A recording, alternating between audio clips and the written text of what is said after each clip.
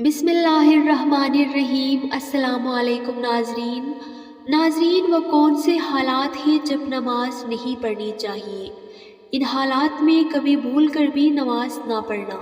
کیونکہ یہ بہت بڑا گناہ ہے اور نماز کسی صورت قبول نہیں ہوگی۔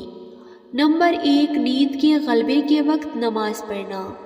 حضرت انس بن مالک رضی اللہ تعالیٰ عنہ سے روایت ہے کہ نبی کریم صلی اللہ علیہ وآلہ وسلم نے فرمایا، تم میں سے جب کسی کو نماز پڑھتے پڑھتے نیند کا غلبہ ہونے لگے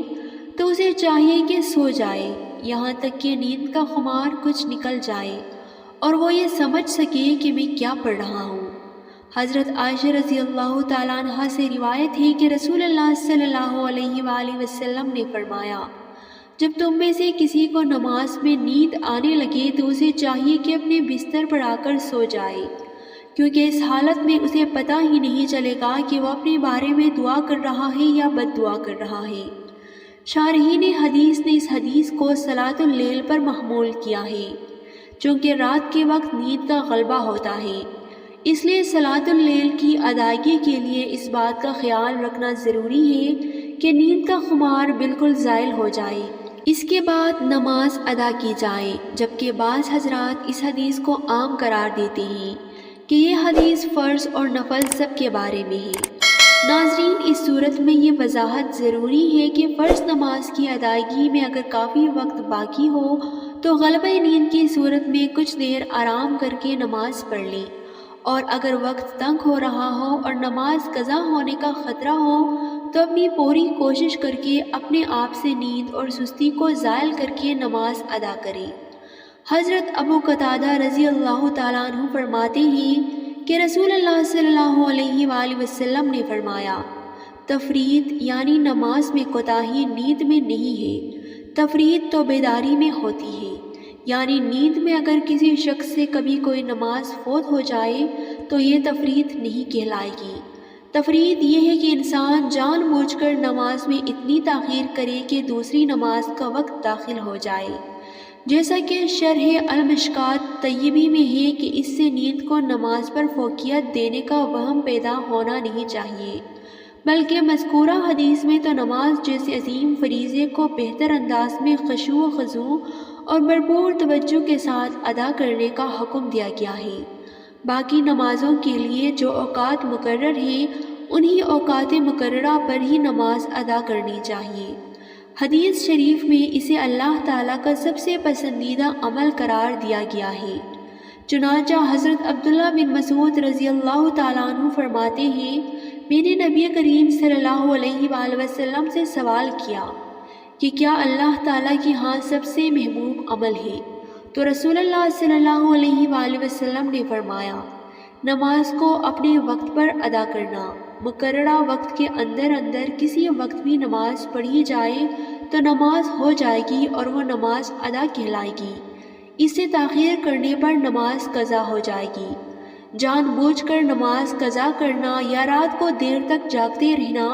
جس کی وجہ سے نماز فجر کے لیے اٹھنا مشکل ہو،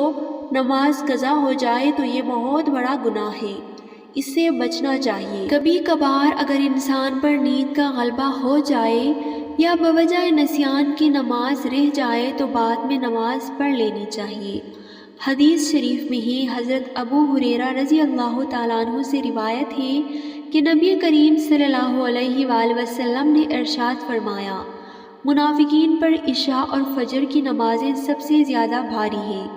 اگر انہیں ان نمازوں پر ملنے والا اجر معلوم ہو جائے تو ان نمازوں کی ادائیگی کے لیے گھٹنوں کے بل چل کر آئیں، اور میرا دل چاہتا ہے کہ میں نماز کا حکم کروں اور نماز کھڑی ہو جائے، اور پھر میں کسی کو جماعت کرانے کا حکم دے دوں اور خود کچھ ایسے لوگوں کے ساتھ لے کر جن کے پاس لکڑیوں کی کٹھیری ہو، ایسے لوگوں کی طرف نکل جاؤں جو جماعت میں کسی شرعی عذر کے نہ ہونے کی صورت میں بھی شریک نہیں ہوتے، اور جا کر ان کے گھروں کو آگ لگا دوں۔ فقہ ابو انیس رحمۃ اللہ علیہ فرماتے ہیں کہ آدمی کے لیے اونگتے ہوئے نماز پڑھنا مکروہ ہے، ہاں اگر پڑھ لے تو جائز ہے، جبکہ نماز کے سبب افعال اور قرات پورے ادا کر سکے۔ نمبر 2، پیشاب یا پاخانے کو روک کر نماز پڑھنا۔ جس وقت پیشاب یا پاخانے کا تقاضا شدید ہو ایسے وقت نماز پڑھنا مکروہ تحریمی ہے۔ اسی طرح اگر نماز کے دوران پیشاب یا پاخانہ زور کرے تو نماز توڑ کر فرات کر کے پھر نماز پڑھنی چاہیے، اور اگر اسی حالت میں نماز پڑھ لی تو نماز کراہت کے ساتھ ہو جائے گی اور گناہ ہوگا۔ لیکن اگر وقت تنگ ہو اس طور پر کہ اگر وضو میں مشغول ہوگا تو نماز کا وقت ختم ہوگا تو پہلے نماز پڑھ لے، اس لیے کہ نماز قضا کرنے کا گناہ زیادہ سخت ہے بنسبت کراہت کے ساتھ نماز پڑھنے کے۔ صورت مسئولہ میں چونکہ وقت تنگ ہونے کا عذر نہیں ہے، اس لیے پہلے پیشاب پاخانہ استنجا سے فارغ ہو کر وضو کرے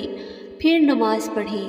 پیشاب پاخانہ آئے ہونے کی حالت میں نماز پڑھنے کی ممانعت احادیث مبارکہ میں آئی ہے۔ ذیل میں چند احادیث نقل کی جاتی ہیں۔ حضرت ہشام بن عروہ اپنے والد عروہ سے روایت کی ہے کہ حضرت عبداللہ بن ارقم رضی اللہ تعالیٰ عنہ لوگوں کی امامت کرایا کرتے تھے۔ ایک دن جماعت کا وقت ہو گیا تو آپ قضائے حاجت کے لیے چلے گئے، پھر واپس آئے تو فرمایا کہ میں نے رسول اللہ صلی اللہ علیہ وآلہ وسلم کو یہ فرماتے ہوئے سنا کہ جب تم میں سے کسی کو پاخانہ لگا ہو تو نماز پڑھنے سے پہلے اس سے فارغ ہو۔ حضرت ثوبان رضی اللہ تعالیٰ عنہ سے روایت ہے کہ رسول اللہ صلی اللہ علیہ وآلہ وسلم نے فرمایا، کسی شخص کے لیے یہ جائز نہیں ہے کہ دوسرے کے گھر میں تانگ جھانک کرے بغیر اس کی اجازت کے، اور اگر اس نے ایسا کیا تو گویا کہ وہ اس میں داخل ہو گیا۔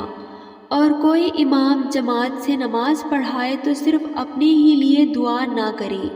مقتدیوں کو چھوڑ کر، اگر اس نے ایسا کیا تو اس نے ان کے ساتھ خیانت کی۔ اور کوئی شخص اس حالت میں نماز کے لیے کھڑا نہ ہو کہ وہ پیشاب پاخانہ کو روکتا ہو۔ حضرت ابو امامہ رضی اللہ تعالیٰ عنہ سے روایت ہے کہ رسول اللہ صلی اللہ علیہ وآلہ وسلم نے منع فرمایا کہ کوئی شخص اس حالت میں نماز نہ پڑھے کہ وہ پیشاب پاخانہ کو روکتا ہوا ہو۔